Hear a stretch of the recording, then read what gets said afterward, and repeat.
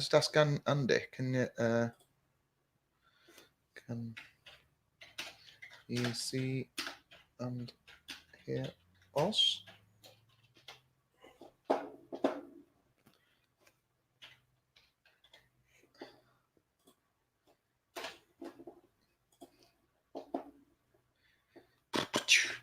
It says we're live. It says we've been live for like 2 minutes. Hang on a minute. Here we are. Ah, yes. Okay. There's a bit of a delay, obviously. So. Yeah, we're on. Right, okay. We're on. Right, sorry about that. We're on. Sorry about that. There's a little bit of a delay between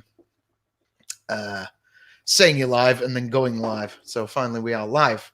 Yes. Hello there. Welcome to Hello there. Club Star Wars live on YouTube for a change. And we thought we'd give this a go because there's basically... Hello there, Andy. Hello, Marco Amoto. Thanks for joining us. Thank you. Yeah, we thought we'd give this live thing a go because there's kind of been a bit of an explosion of news over the past couple of days. Yes, things seem to be... And particularly this morning. On the old Reddit.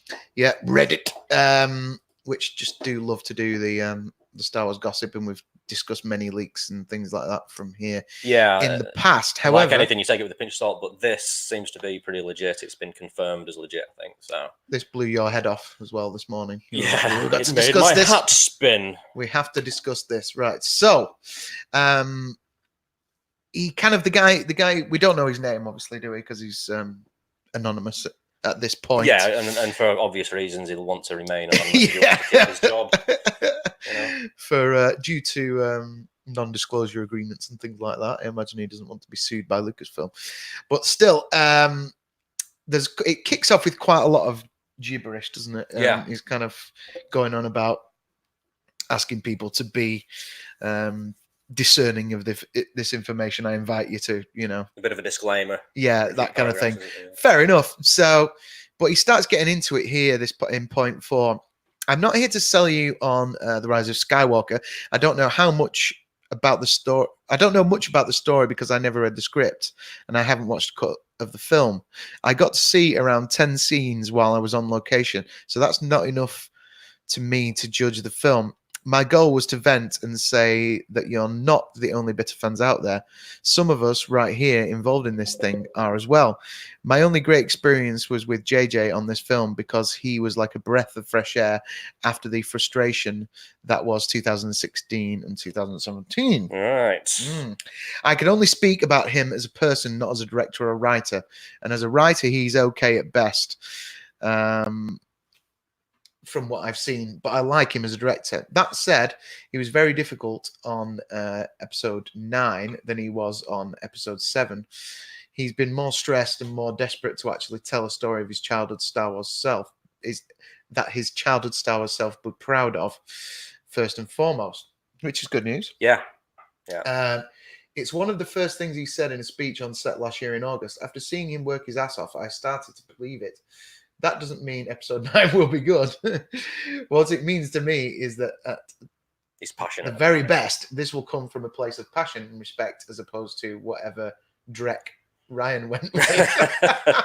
Drek. I'm not familiar with that term before. No, but I can imagine what it means. Yeah. Drivel. Is it American for dross? Yeah, perhaps. Yeah. American for dross. So anyway, it's point 5. Apologies for all the no idea comments. I really am not privy to most story, which makes sense because you only get like this. These kind of films are so secretive. You probably only get the sides on that day or the day before the morning that you're going to shoot it. Like people aren't given the whole script. No, exactly. Just given pieces of which is why I'm hesitant to believe the other leaks that have come out about the actual movie. Yeah, because not many people have a full script. Yeah. So what he's saying here makes sense. I really am not privy to most story-related things, and I'd rather not share some assumptions because that's all they are. I can only rant about the actual office politics, which I'm sick of at this point. Office politics at Lucasfilm. I don't believe it. Don't believe it. Don't believe it. Stay skeptical. Wear the tinfoil hat proudly. I do wear the tinfoil hat proudly. I encourage you to. I'm not being sarcastic. I do appreciate that you allowed me to rant for what it's worth. We're not all shills. But I can ask of you to believe that. Use your best judgment. At the very least, consider the possibility that plenty of us Star Wars fans working on this thing aren't pleased either. Which I've heard that before, actually, Yeah. here and there. Yeah, sure. We don't all toe the Lucasfilm line. Yeah, of course. I imagine there's lots of hushed tones in the back of the studio and such like. Let me just quickly check our comments before we go. Hey, the Gaming Muso's joined us. How you doing? Check out James's channel, guys, if you're a gamer, and just if you like badass covers of gaming tunes, because he's doing that. I believe he's going to be appearing at Play Expo in Blackpool as well. All right. I'm not sure what month that is. You'll have to look it up, but he can tell you, I'm sure. Right, carrying on. So, blah, blah, blah, blah. Hey guys, I don't want to post this in leaks because of the clear bias, blah, blah, blah. I was employed by Lucasfilm a few years ago, just before The Force Awakens. Due to my position, I can't tell you what exactly I did, but I can say I was privy to some information that most on set and like half at the studio wouldn't be privy to. I never got to read the script or see any cuts before any of the films came out, and I wouldn't want to confirm or deny any leaks anyway, due to the fact that I only got to witness a handful of full scenes, and it would be easy to narrow down who worked on what. I was sent to England only on a sporadic basis to oversee what I was overseeing. This wording is already giving me a headache. What I want to focus on is the corporate structure. Okay. Yeah. Roll your sleeves up. Yeah. Here we go. Lucasfilm under Disney. Disney originally gave them a lot of freedom. I know that when Harrison broke his leg and JJ broke his back, they took a 2-month-long break during which people at Lucasfilm looked over the dailies and found the direction JJ wanted to go in. JJ broke his back? Yeah. Did you not know about that? No. He, like, the door of the Millennium Falcon closed on Harrison Ford and broke his leg. Yeah, I knew that, yeah. And JJ tried to lift the door off Harrison Ford and broke his back. Wow. Why didn't I know that? Yeah, it's crazy, isn't it? So that's why we love JJ. He tried to save my boy. Yeah. Well, he killed him off, but he tried to save him, if you know what I mean. Yeah. So anyway, yeah, this is interesting. During that break, Lucasfilm looked over the dailies and found the direction JJ wanted to go into a little bit too dark, esoteric, and eccentric. Well, sounds good, actually. It does. The scenes that had yet to be filmed were too costly, and one of them, a large plot point, would have revisited a certain planet from PT? Prequels. Oh, for the prequel trilogy. Yeah. Sorry, yeah. Lucasfilm did not like the idea of them pulling anything from the prequel trilogy in their first film. Why not? And they wanted it to resemble the OT more than PT. This caused some tension between JJ and the powers that be at Lucasfilm, but he didn't have as much power back then, and so he obliged, something I later learned he regretted deeply. Wow. What planet do we think that was? Anybody out there want to guess? Could be, Coruscant or Mustafar.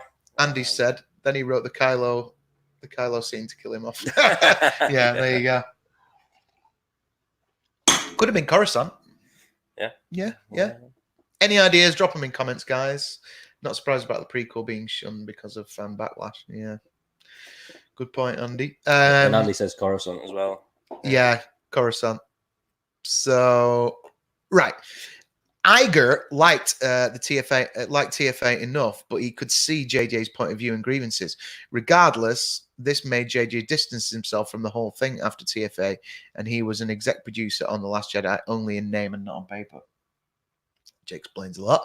As far as I know, Iger and him remain good friends, though. Of course. Kathleen is an extremely talented producer, but an extremely bad choice for Star Wars. Which we all knew. Yeah. I don't hate her. I don't even know her. I only met her in passing, so I can't speak on her attitude, but I know she clashed creatively with just about everyone. Iger trusted that Star Wars was in good hands, and he did not step in and get involved until much later. Somewhat more involved after The Last Jedi Backlash, and then very involved after Solo, to the point where he is really the pilot now in terms of major decisions. maybe explains why Solo was such a mess. Mm-hmm. This all started when he somehow and for some reason convinced JJ to come back to finish the story. So it's his idea. I guess, yeah. To tell the story his way, however esoteric it might be. I don't know the following for a fact and can only go by production whispers, but this didn't sit well with the powers that be at Lucasfilm. I do know that this deal was done behind their back. Yeah. And came as a bit of a shock to them as Kathy had someone else in mind. Wonder who that was. I think she had no problems with Colin doing episode 9, and I think letting him go was Iger's decision alone. Well, Kathleen did want Ryan Johnson to continue, didn't he? She wanted him to what? Continue with episode 9. Really? Yeah, but he said no. Ryan said no. Ryan said no. He wanted to watch episode 9 as an audience member rather than a filmmaker. So he wanted to see how they could retcon his last film. Well, so there you go. Anyway, Ryan. Speaking of Ryan, speaking of the boy wonder, let's get into this one. How are you, mate? How are you, Ryan? Ruin has Ruin checked into our stream yet? Oh, Andrew said, look at the New Republic planet Hosnian Prime. Prime. It's a Coruscant clone. Even the buildings look the same. That's true. Yeah. There you go. Then. So was that meant to have been Coruscant in the first place, and they just changed it? They just changed the name. Yeah, maybe. Right. Anyway, let's talk about the boy wonder. I worked with him on The Last Jedi. I can't say anything other than it wasn't a pleasant experience for me. I know some people were fine with him, but I don't know anyone who praised him for being a good sport on set. I personally found it hard to communicate with him because no matter what anyone said, in the end, he had final say, even if it was a bad decision. Yeah. Kind of like a Jedi mind trick. I really think that technically speaking, this is a quote, this will not work well. And he said, you really think that this will work well? Great. Oh my God. Arrogance. As a bad joke that I guess I never got. Ryan and Kathy are very good friends. So what Ryan wanted, Ryan got. Despite the PR angle they're going for, understandably, Ryan and JJ are not friends. And JJ did have a general outline for the trilogy prior to the accident. The accident changes during the Force Awakens production break. This caused a rift, and JJ really did not want to come back for 9. So how Iger convinced him, aside from money, well, your guess is as good as anyone's. Yeah, I mean, what would have brought you back if you were JJ? To do right by George Lucas, maybe? Or yeah, maybe. Or creative control. Yeah. Yeah, exactly. If he was offered creative control, like story group's out, Kathleen Kennedy's out, it's your baby. You do what you want with it. You know, just fix it. Yeah. Fix the fandom. I can't see how else they would be able to bring him back other than that. No. Really? Yeah.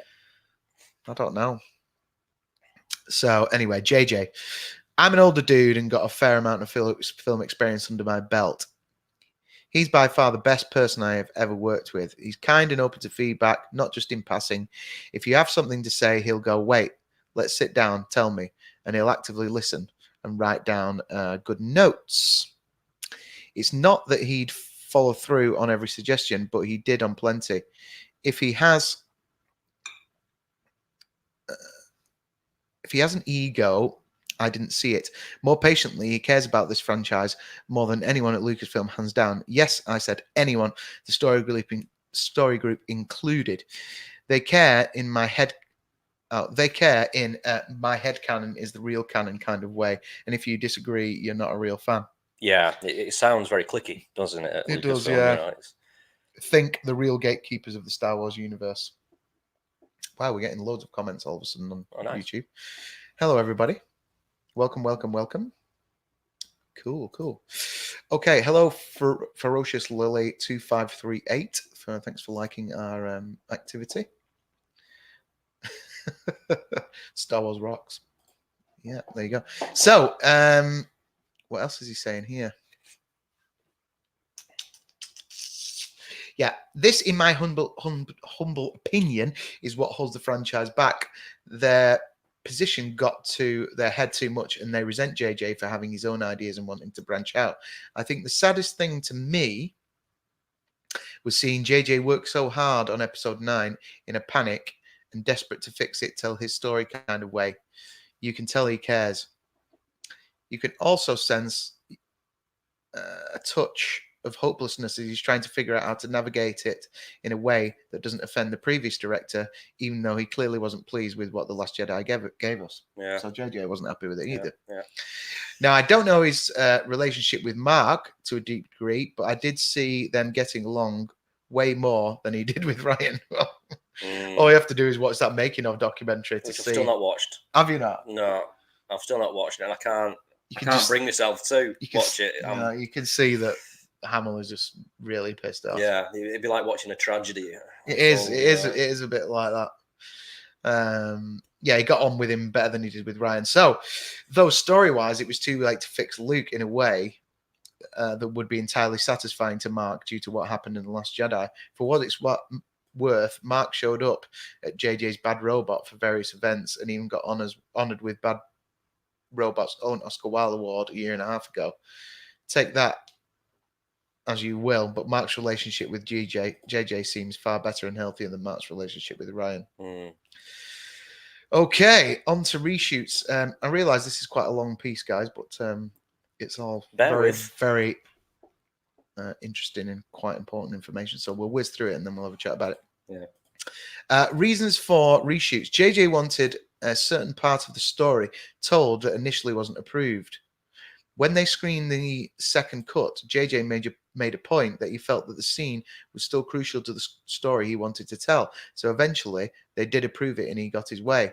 It was costly despite the short shooting schedule.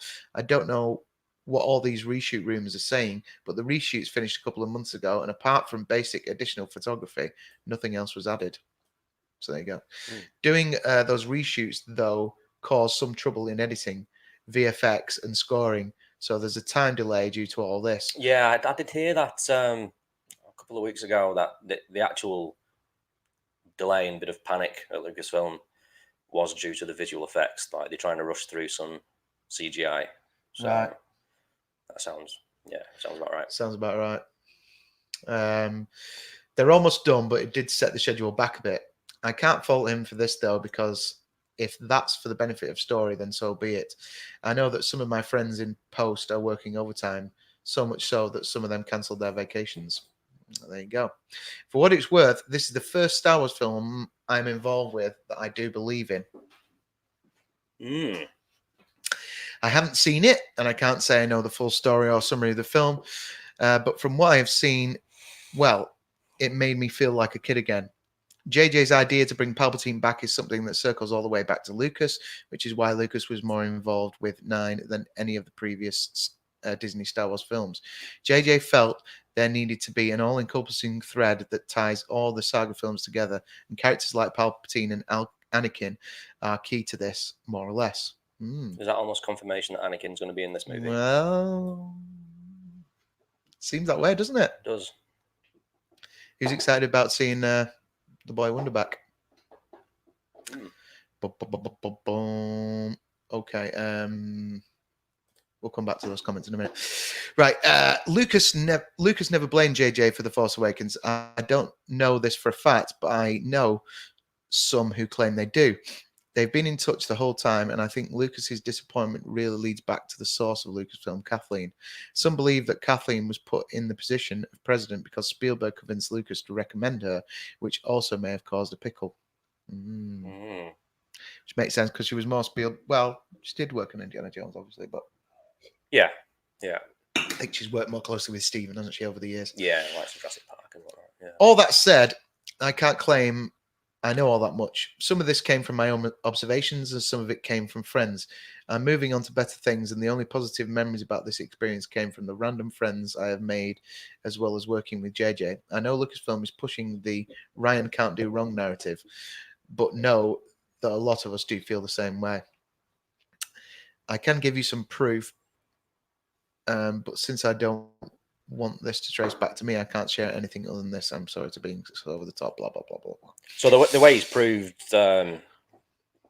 he's legit because he doesn't want to show his identity, obviously, but he's posted pictures with his Reddit account name, which is a throwaway account just for this, right? And he's laid that on top of his 9 jacket and all that sort of stuff what the staff get. Yeah. So yeah, fair dues. That's a bit of seems like he's pretty legit to me. Yeah.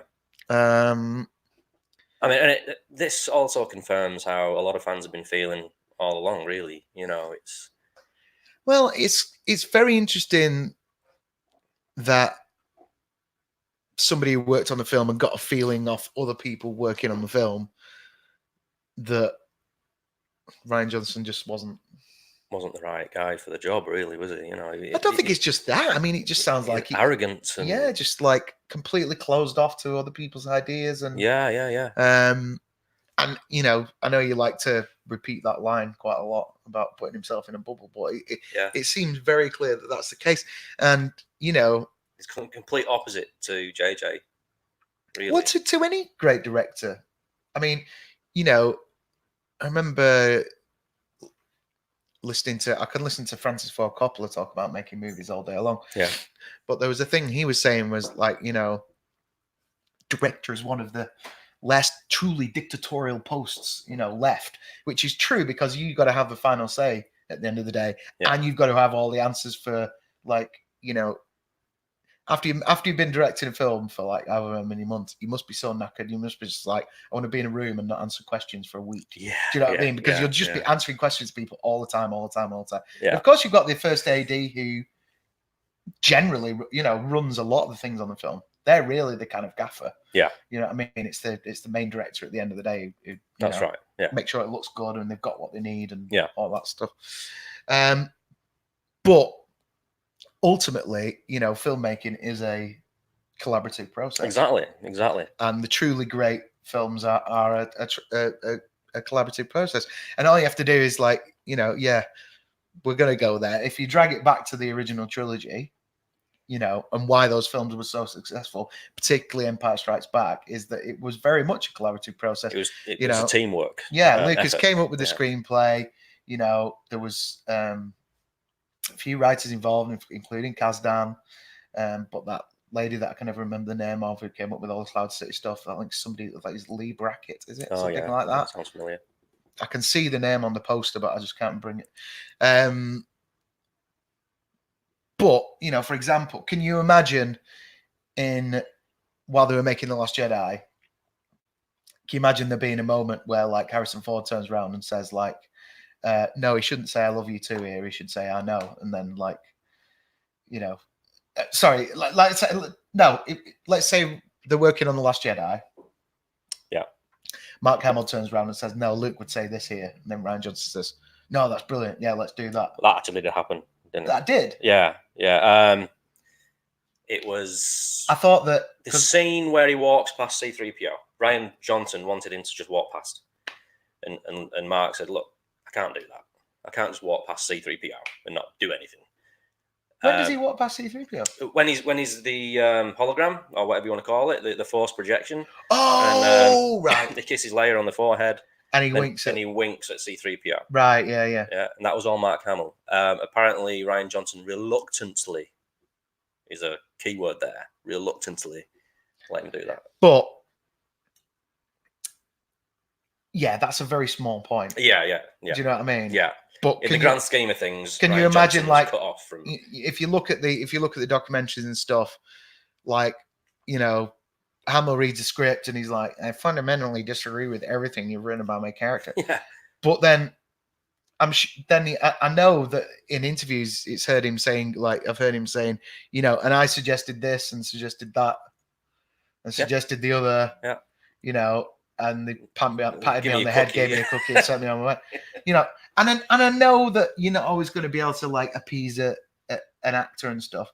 But the other thing is that if an actor's coming to you and saying, I fundamentally disagree with the character of Luke Skywalker in this movie. Yeah. Fundamentally. It's like, it's the strongest, way you can say it. You know, it doesn't get any stronger than that, does it? No, it's like, I just don't like this little bit of the character, what you portrayed. But it's everything about Luke in that movie wasn't Luke. I mean, you could have started off the movie that way and then progressed straight away with this character. But no, sorry, I just cannot accept. I know. Yeah. I'm trying not to turn it into but what I'm saying is, it seems, what this guy's saying here on Reddit confirms a lot of what we thought is. Yeah, exactly. Like you say, he reluctantly let Mark Hamill wink at C-3PO. Yeah. Other than that, what advice would he have taken on character? He definitely didn't take any advice from J.J. Abrams because he'd written his outline. Oh, that's right. But J.J. Abrams was in a huff because of the fact that Lucasfilm took things in a new direction after the accident. After the accident, yeah, because how long was the delay after the accident? It's a couple of months. And that gave Lucasfilm and Iger and everybody that time to just go through everything. Yeah. And no, I don't like this. Can you imagine if that accident hadn't happened?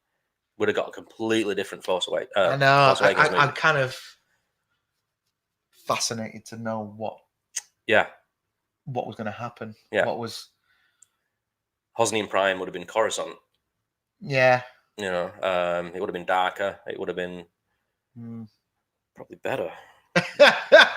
Maybe. I do find that very interesting, though, that even at that stage, it seemed to me that like kind of JJ had carte blanche then. But I remember him saying in an interview that he went back to that time off was very useful because he went back to the story and made some changes because they had time to do so, and based on what they already had. But that seems clear that maybe he was told to make the change. He was pushed to do that. Yeah, I mean, it was just his way of getting it out there. This article is pointing in that direction, isn't it? Yeah. And the fact that I've said it before that JJ was credited as producer on The Last Jedi. In name only. Executive producer. Executive, in name only. I've said that loads of times, and people, the pro Disney or the pro The Last Jedi crowd always say, oh, look at this, he's an exec producer, right? So he must have loved the movie. Nah, it doesn't seem that way. No, and like you say, and because as been said before, didn't Mark Hamill and Daisy Ridley love what Trevorrow was doing? Yes, yeah. Daisy Ridley said it brought her to tears. The script of Colin Trevorrow, and and that was Iger who let him go by the looks of it, not Kathleen. Kathleen wanted Rian Johnson, and Iger somehow convinced JJ to come back into the fold and finish what you started. Yeah. What do you think this means, though? It's do you want to move on to the Kevin Feige news, or is there a bit more to cover about this? Well, yeah, you can move on if you like. It's very interesting, all that. It's very interesting. It confirms what a lot of this Fandom Menace crowd already believed. Yeah. Also interesting that it sounds like Lucas and JJ have got their heads together. Yes. Yeah. Like, that's not really been confirmed, has it? No. It has been mentioned. It's been mentioned, but obviously there's no solid proof about it. Which can only be good news, though. Of course. Because it does bring back in Lucas's arc, doesn't it? I think, Lucas did want to bring back Palp. Yeah. And what about what was released the other day with Bob Iger's book coming out? All right. And you start this off, because instead of me reading it, I haven't pulled up an article anyway. But yeah, we don't have any articles at hand. But Bob Iger released some chapter of his new book. I forgot the name of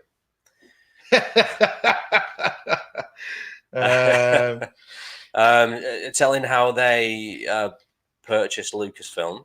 And in my opinion, sort of pulled a fast one on George, because as far as George was concerned, they were going to make his movies, what he'd written, because they purchased that as well, the outlines. They purchased that. Iger said, "Oh, we read these story outlines and we had to buy them," which makes you think they were awesome, right? Yeah. Now I was talking to Pablo Hidalgo on Twitter recently. I was talking to Pablo Hidalgo. Yeah, and go on. And he said, look, Lucas had to write these to make the sale of Lucasfilm look more attractive. Right? Lucas had to write them. Well, that's what he reckons. Yeah, George had to write these stories, right, to make the sale of Lucasfilm more attractive. Yeah, which I can see that. But it wasn't just those stories they bought. They bought a load of books and all sorts, and everything just went in the trash.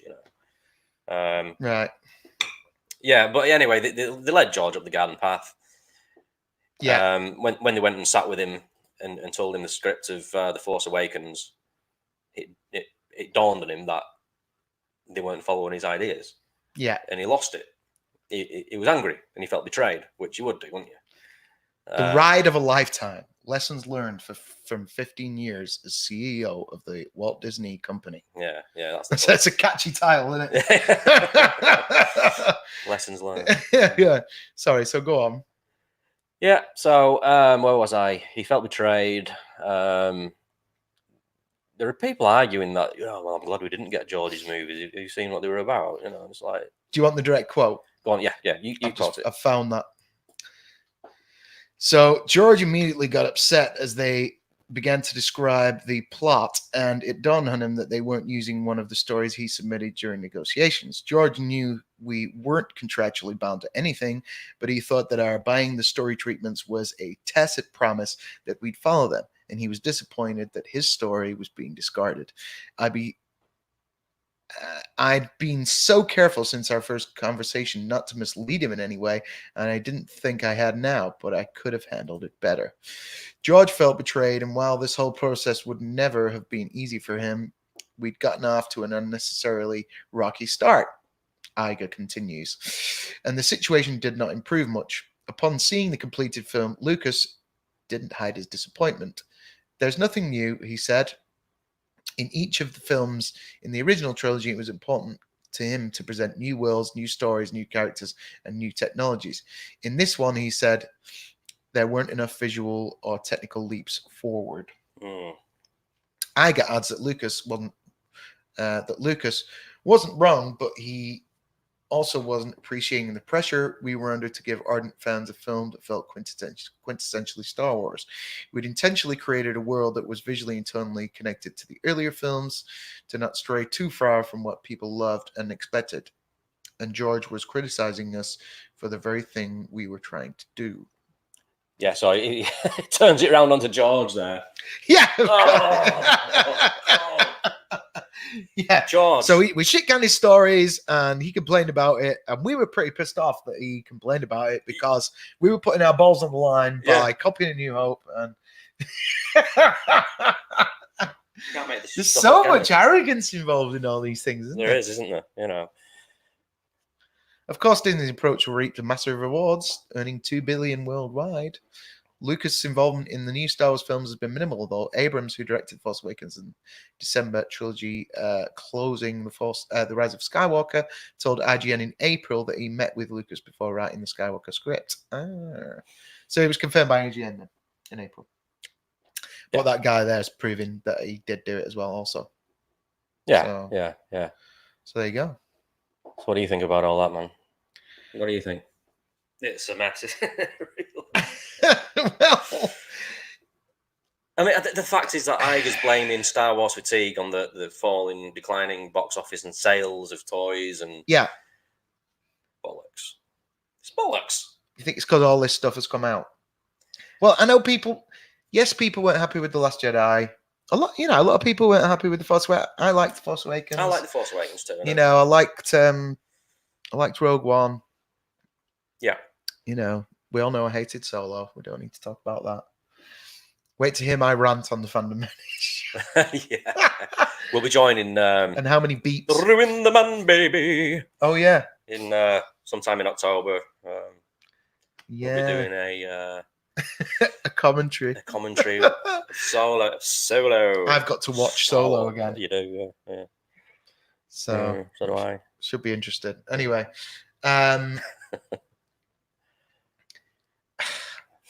I mean, Were the stories just not very good? Was the story outline not very good? Well, I mean, I don't know. Probably not. Is that one possibility? That's one possibility, obviously. Yeah. Another possibility is there wasn't enough. Because we all know Kathleen Kennedy's quite political. And wants to send a message. In her movie making, so perhaps fembots. That is what was wrong with Lucas's script. There wasn't enough of her politics in it. Right. Could be. It's another possibility. Could it have been his new characters? Pardon? Could it have been his new characters, like you say? Wasn't female led. Well, I mean, it was. I think it was. The original, well, on the grapevine anyway, the original protagonist was Kira. That was the name, right, of the Jedi. It's now Rey, obviously. All right. And then there was a Jedi killer, Kylo. So there are elements, but yeah, it's not the same. Right. Yeah, because he was going to go into the sort of microscopic world of Star Wars too, which could have been bloody fascinating. You know, midichlorians and all was it going further into that stuff? Yeah, I don't think it was going to like focus on it, but it would have, would have told you a bit more about it, which would have opened the Star Wars lore even further. Yeah, in my opinion, there's not been enough of that in the new Star Wars. That's movies. What's been missing, isn't it? Yeah, there's no. We did want new things. It's all quite surface, isn't it? Yeah, so far. Yeah, I mean that's what Lucas said. There's nothing new. There's nothing new. It's got a good point. Yeah, it's got a very good point. There's nothing more that Star Wars fans love than the lore being widened and stuff to talk about. Like, a lot of people don't like the midichlorian thing, but no, a lot of people weren't happy with that. It could have been fascinating. It depends. We don't know what we would have got, so who knows? Well, I mean, the thing is as well, we would never get to read them either. No, I don't think they'll ever be presented to the public, will they? I hope they will, like in book form or something, Yeah. Sorry, what you were going to say? Probably won't. I was going to say a lot of people defend The Last Jedi by saying George Lucas loved it, and he's like, "How do you know?" Well, he said it was beautifully made. That's a backhanded compliment. Isn't it just? I mean, I agree with him. It was a beautiful film to look at. Yeah. Story-wise, not so good. Yeah. Character-wise, not so good. Yeah. Character development, not so good. Yeah. But cinematography, not too bad. Yeah. I'll give it a good score for that. But, good-looking film. And that's Lucas's only comment on The Last Jedi. Yeah, it was beautifully made. Yeah. No more questions, please. Yeah. It was a pretty piece of shit. Yeah. So, moving on to the big news. Yeah. Big news. Dropped today. This is the big one. Be interested to hear what everybody's take on this would be. Also, do we have anything going live on Twitter at the moment? Just out of interest. Got any tweets there we want to mention or anything like that? Just before we move on. No, I don't think so. Okay. Check. No problemo. Got a new follower, LS. I don't know who that is. On the Tube of You. On the Tube of You. He's got Monty Python in his header, which is cool. So he must be an awesome guy. Oh, sorry, on Twitter. On Twitter. Okay. Yeah. Welcome, LS. If you're watching. What was Andy saying? Just going back to Andy's comments. Look at the New Republic planet, Hosnian Prime. She wanted him to continue, but he didn't want to. Oh, that's Ryan Johnson. Ryan mentioned that the original trilogy had a different director on each chapter. At least they didn't try to cover up the Hamill disappointment in the Last Jedi documentary. It's true. Sorry, guys, got to go. Okay, catch you later, Andy. Right, let's discuss the Kevin Feige news. Shall we? Yeah, let's go for it. Okay, so this is the big news this morning. I'm just decided to pick it from Den of Geek. Kevin Feige, president and czar, It's a good word. Czar of the Marvel Cinematic Universe, will develop a new Star Wars movie for Disney. There's a great disturbance in the Force, as if Disney just brought their two enormous genre franchises together. According to The Hollywood Reporter, Disney has turned to Marvel Studios president Kevin Feige to produce a new movie in the next round of films within the Star Wars universe. We were all excited about the projects Kathy and the Lucasfilm team are working on, not only in terms of Star Wars, but also Indiana Jones and reaching into other parts of the company. Walt Disney Studios co-chairman and chief creative officer Alan Horn told THR. Now, just to make a point on that, there are other writers available in Hollywood, aren't there? Yes. Yeah. Like, have you seen who's now back writing the new Indiana Jones film? No. Who's that? So the guy who wrote Crystal Skull, mm-hmm. who's worked with Spielberg loads, has written loads of Spielberg stuff. He was on writing Indiana Jones 5. Okay. Then he was off and they brought in Lawrence Kasdan's son. Right. And he's off it again. And now Cope's back on. Oh. Okay. Cope, who wrote The Crystal Skull. Which wasn't the most popular. Which wasn't the best. Indiana Jones movies. Wasn't the most popular. Like, we've had this conversation before. Yeah. I mean, I'm not saying he's not like a famous, Hollywood screenwriter, but maybe we could bring one of the writers back from the original trilogy. The originals, yeah. Jeffrey Boehm, who wrote Last Crusade, maybe bring him in there, or Kasdan, bring him in, although I don't know about Kasdan now. No. Not after Solo, anyway. TFA, fair enough. Yeah, but he can write for Harrison Ford. That much is clear. Yeah, dialogue-wise. Yeah, dialogue-wise. We'd probably get some more classic indie dialogue if Kasdan was involved. Yeah. I know this is not about Indiana Jones, but I have to discuss this because I've just seen that news and I'm just like, why can't we just try someone else? Like, is like Frank Darabont wrote a script for Indy 4 years ago. Do you know that? No. Lucas didn't like it. It was thrown in the trash. All right. Okay. And it's supposed to be awesome. Really? So just give these things a chance, man. Ford and Spielberg liked it, apparently. All right. Okay. Lucas didn't. George Lucas. Yeah. Okay. So there you go. Interesting. So anyway, they're excited about the projects Kathy and Lucasfilm team are working on, not only in terms of Star Wars but also in terms of Indiana Jones. Do you feel like Feige's been?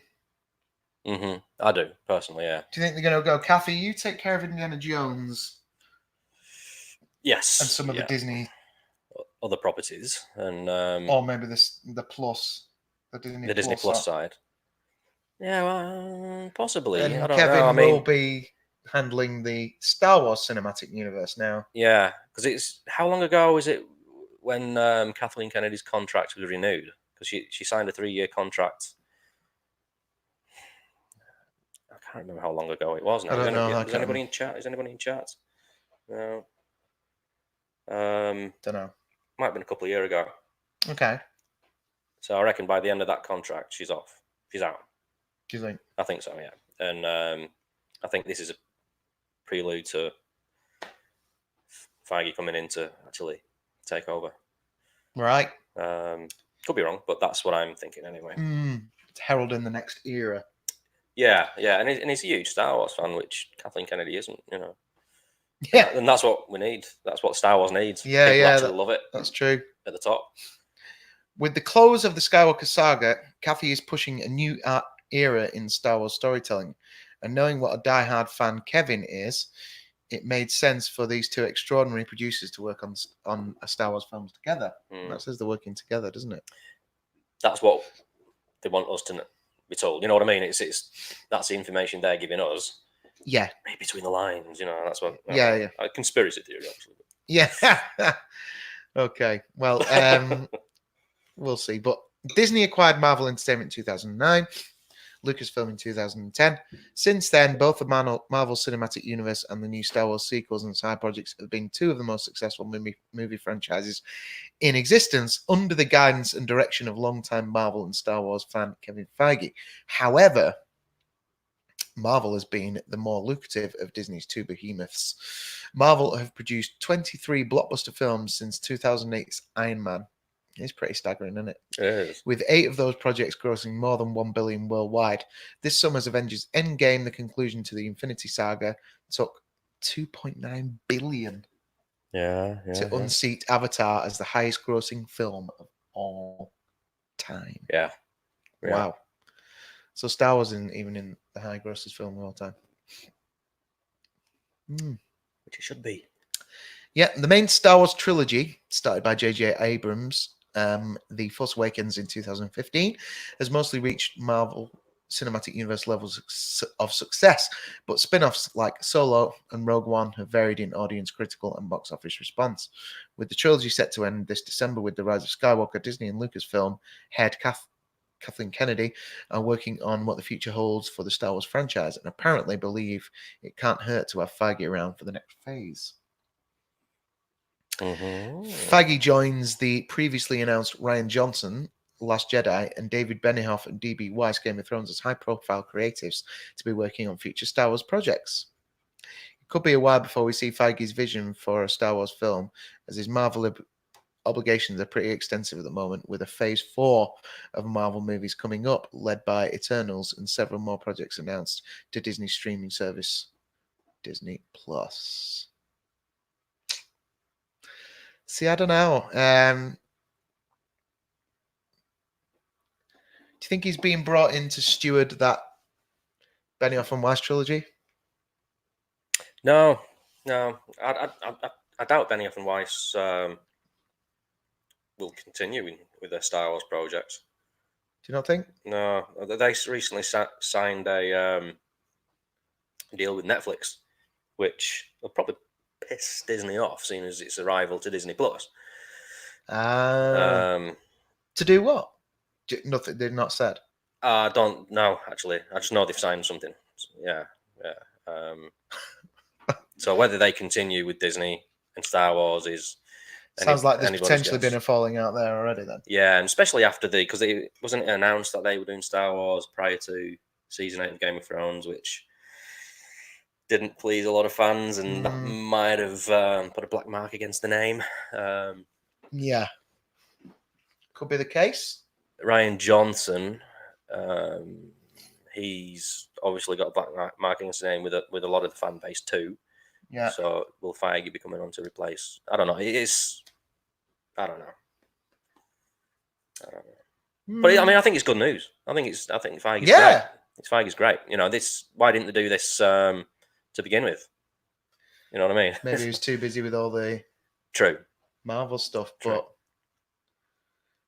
this is a guy who can deliver a large amount of interconnected films. Exactly. That makes sense. And that makes sense. You know. Yeah. They're not disjointed in any way, are they? It's not a baton race, and it doesn't mess up. Exactly. Lore from the previous ones.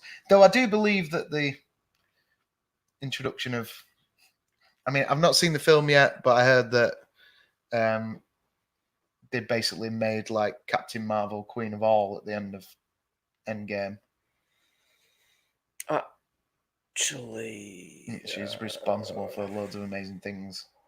Well, that's what you were led to believe with all the advertisement and stuff. Right. But I think, she's not really prominent in it. No, but doesn't it? Yeah, I don't think she's that prominent in it, but doesn't it hint at the fact that she's done a lot of stuff beforehand? Oh, I don't know. I can't remember. We didn't know about that. A lot of the things that. That's what I heard. Anyway. Oh, right. Yeah, I'm not sure about that. It was just they went, oh yeah, and also she's this awesome because she did all this that you thought was somebody else. Oh, right. Okay. I believe so. Anyway, maybe I'm wrong. I have no idea. Yeah. I haven't seen it yet, so I can't and I had it. Right.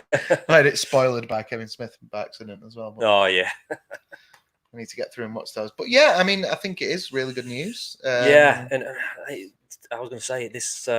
It's kind of gutting for me that this wasn't done originally. Obviously, he was probably too busy, but Yeah. The sequel trilogy is nearly done. Yeah. You know, and just imagine what it would have been like if he was leading the sequel trilogy. Mm. You know, it's kind of like spoilt it for, you know, with the decisions they've made and whatnot. Why didn't they just start off with like the story films to begin with and just to get an idea. Get the feet under the table a wee bit before they start getting, you know, 7, 8, and 9. But it is what it is. It is what it is, I suppose. Is what it is. Well, it gives us possible high hopes for the next trilogy. Yeah, exactly. Which everybody wants the what do you call it? The Old Republic. Yeah. Style of which movies. Is what we want. But like you say, there has been, you know, a lot of like we discussed in the last episode that you won't have seen yet. But like they're asking Rian Johnson to shut up. Apparently. About his trilogy. Yeah. And it's kind of not been reconfirmed for a while. He's the only one talking about it, really, isn't he? You know. And they said Benioff and Weiss were going to do a trilogy, but then now it's been more hinted at the fact they're just doing a standalone film or something like that. Yeah, there's a bit of so there's a lot of conflicting sort of storylines coming out. Chessboard thing. I think probably because they, you know, I think they announced things way too soon. Yeah. And then shoot themselves in the foot when, you know. Yeah, when people actually start working together and falling out. Yeah. Well, because the problem is they have got a really not good hit. You know, they've not got a good track record for working well with creatives. No. Because they've fired a few. Yeah. You know. Yeah. Or not a certain ones. That kind of shows you how the ship's run, isn't it? You know, it's Kathleen Kennedy at the top there, and she's, I don't know, not doing the best job, is she? Let's be fair. We don't know her. She's probably a lovely lady. It just seems that in general, she's obviously not a fan of Star Wars. You know, she's. It just seems that in general they're just not. It's all this. Yeah, but it's like that people aren't encouraged to. People don't play nice because they're not encouraged to share their creative experience, share their creative ideas, and you say, it sounds to me like the JJ and the two JJ experiences, going back to that guy, have been pretty positive for most people involved. Yeah, apart from him, because they kind of redressed some of his story that he wanted to tell. And he gave in the end. Yeah. Whereas, but see again, I mean, and again, like we discussed last time, what made Rian Johnson so special that he was left alone? That he didn't have any of that interference. Yeah, I think it was he was just good friends with Kathleen Kennedy. Yeah, that's all. You're the man. I mean, one of the first things Luke Skywalker. Yeah, you know, one of the first things Kathleen Kennedy said when she was on stage at Celebration was, "Rian Johnson's awesome. He writes the best female characters, strong female." You know, that was her main goal. Yeah. You know, and with Star Wars fans, of course, we'll have like awesome female characters in Star Wars. There's Princess Leia. There's Ahsoka. Did he write strong female characters? No, he didn't. No, he did. Not in my opinion. No. He wrote two crap female characters. Yeah, pretty much. Rose and purple haired ball gown woman. Holdo. Yeah. You know, and I love the actress who plays Holdo, Laura Dern. Yeah. She's awesome. And I'm Jurassic Park. Yeah, and she's coming back for Jurassic World 3. The big three are coming back. I cannot wait. And I did put out on Twitter that couldn't be any worse than the last one. Yeah, yeah. I heard that was really crap. It's a monster The second movie. Jurassic World is not very good. No, first one's okay. Yeah. I enjoyed it, but I love dinosaurs, man. Anyway, I tweeted out to Amblin Entertainment like, please don't betray Dr. Alan Grant as some grumpy old hermit who's given up on dinosaurs or something. You know what I mean? I don't want that kind of thing. And he's been divorced from Laura Dern for the 4th time. And he's just a bitter old man who, you know. Well, so I did see somebody put like somebody knocks on his door and gives him the Velociraptor claw that he had in the original Jurassic Park, and he takes it and he throws it over his shoulder. Get off my lawn! Oh, can you imagine? Oh, dear, oh, dear. Yeah. Is there anything else you want to discuss, Matthew? Should we just talk a little bit about the fandom menace in general? There's been a lot of things on Twitter this week, which you probably don't know about. Because, well, a lot of why don't you? Because we started this channel. We started to discuss Star Wars. I mean, obviously, you're putting a lot more stuff out on Twitter than I am on the Club Star Wars channel, Twitter account. But then all of a sudden, like one day, you were like, "Oh, people have said that we're part of this fandom menace thing. People have said our channel is part of that." And I didn't really have a clue what it was, what it stood for, what it stood for. So, for anyone out there who doesn't understand what it is, why don't you try and explain it, and then I'll try and explain it as best I can, because I mean I'm not 100% either. No. But now the fandom menace obviously was a term coined back in the prequel trilogy era. Okay. When people didn't. Oh, with the fan edits and stuff. Was it? No. When people didn't like George's episode 1, 2, and 3. Yeah. So the people who complained about that were in the media were given the moniker the fandom menace. Okay. Now, back to this day and age, the fandom menace reared its head again with the Last Jedi. Yeah. And the fan backlash, the media. Sure. It's a fandom menace. So the group of people who don't like the current direction of Star Wars under Kathleen Kennedy. Yeah. Have been given the name, have taken on the name, the fandom menace. Okay. All right. So they've embraced it. They've embraced it. Yeah. So, but on the flip side, the pro Last Jedi and Disney Star Wars crowd keep pointing the finger and saying you're a bunch of racists, you're a bunch of sexists, misogynistic white dudes. It's not true. Yeah. Which obviously you're going to get in a group of people who agree about one thing and one thing only, Star Wars. Yeah. There's going to be some rednecks. There's going to be some idiots, right? Yeah. And if they tweet out racist and sexist comments, then I don't want anything to do with them, basically. And I don't think the rest of the fandom menace want anything to do with them either. No. And we're all up for... every town's got a knobhead. Exactly, yeah. And I'll tell you, most of the people I know on Twitter who associate with the fandom menace are decent people. Mm-hmm. And they're up for a chat. They're up for a conversation. Yeah. They don't like being grouped into this hate group. Yeah. There's a YouTuber out there called Star Wars Explained, and he did a chain block, basically. So all of a sudden on Twitter the other day, people were going, "Oh, I've been blocked by this guy." Oh, he's a very popular YouTuber. Right. And he's blocked everybody who follows the account Geeks and Gamers. Right. Right. So people who've never even interacted with this guy before have found themselves blocked. Okay. Yeah. So it's ridiculous. Why would he do that? Just because you don't like their opinion on Disney Star Wars? Or did he know in advance that all this news was coming out about Bob Iger and George Lucas and all that sort of stuff, and could be dealing with it? I don't know. That's just a throwaway comment of mine there, but I don't know. The fandom menace isn't a hate group. Not from what I've seen. They're very passionate Star Wars fans who have an opinion on the latest Star Wars movies and the future of Star Wars, and they want Star Wars to succeed. That's all. They don't like this rift in Star Wars, do they? I don't. I miss the days where I could converse with people on Twitter and social media and wherever, like what's going to happen in the next episode, where's Rey going to go in this next movie and all this sort of stuff, and that's not there anymore. Yeah, and it's a shame. Yeah, it's true.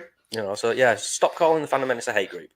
So, well, from what I've seen, like I say, we had that conversation on the Fandom Menace show with with Ruin. Ruin the man, baby. Anthony. And it was great. It was like 3 guys talking about Star Wars and their love for it originally and all that stuff. Yeah. So that's what it feels like to me. So apparently, the reason we're talking about this, guys, is that apparently Club Star Wars is part of the Fandom Menace. So apparently, yeah. So I mean, whatever. But we're not a hate group. No. We love Star Wars, man. We love Star Wars, and we just want it to succeed. And we welcome anybody who on the show in the future, if you want to come on and chat with us. If you like current Star Wars, we're not going to bite your head off and call your names. We'll have a chat with you. Yeah, that's what he said as well. He was like, he wanted to have a reasonable conversation with somebody who's pro Last Jedi. Yeah, like really a massive fan of the Last Jedi, so that he could have that conversation. Yeah, and you might rather than both just learn something. Through dialogue, but just chain blocking people because you don't even know who just happen to follow this guy on Twitter. But this is the way things are now. Like, people are closing down conversation. Yeah, I mean, if it's not the streaming companies or YouTube or wherever that's actually trying to close down dissent to a certain extent, or whatever it is. Yeah, it's people just with each other going, one word back and forth, and then like, block. You know, yeah. And that's what it is. Yeah, no, it's not. Because ultimately, people more so nowadays seem to want a mirror for their opinion rather than just like an echo chamber for them. They want to see themselves up on the screen. It's like, no, just give me entertainment. And I don't care who's in the movie as far as what they look like. No, I mean, we discussed that, didn't we? Before, it's like I don't get, as long as the character's good and the story's good. Yeah, I don't care if I'm not represented on the screen. No, I don't care. Too. Not bothered. No, nobody should be. No, there's been nobody from Saddleworth in Star Wars yet. I'm outraged. Yeah. So if Kevin Feige is watching this, guys from Saddleworth, we can fill a. I'll wear an alien suit. I don't care. Yeah, we can fill a much needed missing strata cross section of Star Wars population that could be in Star Wars. So give us a call. Exactly. And we promise we won't leak anything on the podcast. Yeah. Can you imagine? Can you imagine if he did get offered a job? Yeah. His YouTube channel would be over very quickly. All the previous content deleted. Yeah. Delete. I didn't say that. What? Yeah. So there you go. Was there anything else you wanted to... Then we'll be called shills, man. Yeah. Yes. Then we will be shills officially. Yeah. Was there anything else you wanted to say about the Fandom Menace? Not really, no. Just that we're not a hate group, so stop calling us a hate group. We're just passionate fans. Yes. That's the impression I get. And like I say, I was unaware of this. We've been put into a group. It's kind of like, I kind of likened it a bit to like Britpop. Yeah. Like when Britpop was around in the 90s, all these bands kind of got lumped into that bracket. Yeah, that's true. And, I remember like Supergrass saying, well, technically we're new wave. So, but if people want to put us in that, it's very nice. And, because people are heralding that as a movement and people are following that. So, fair enough. But really, we don't feel like we're that sort of pigeonholes us in the correct way. But so I would liken it to that. Yeah, definitely.